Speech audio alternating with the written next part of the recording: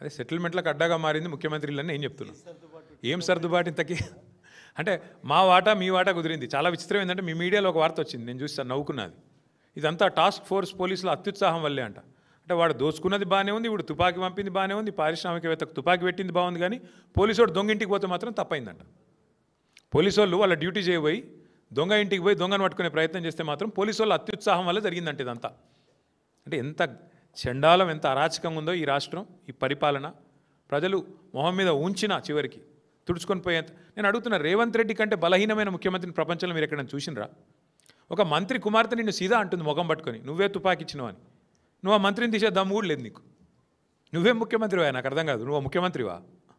గింత అసమర్థ, గింత పనికిమాలిన నీ సొంత క్యాబినెట్లో పనిచేసే మంత్రికి నువ్వంటే గౌరవం లేదు. ఏ ఒక్క మంత్రికి లేదు, పని ఆమెకే కాదు, ఏ ఒక్కడికి లేదు. జూపల్లి కృష్ణారావు నీకు వ్యతిరేకంగా ఉత్తరమే రాసిండు, ఆయనని తీయలేవు. కోమటిరెడ్డి వెంకటరెడ్డి తెల్లారలేస్తే నేను పక్క తీసుకుపోయి తిడుతూనే ఉన్నాడు, ఆయనను ముట్టలేవు. నువ్వేం ముఖ్యమంత్రివా? నాకు అర్థం కాదు. ఒక్క మంత్రికి నువ్వంటే గౌరవం ఉందా? ఒక్క మంత్రి శాఖ మీద నీకు పట్టుందా? పంపకాల్లో వాటాలు పంచాయతీలు తప్ప ఏముంది చెప్పండి రాష్ట్రంలో?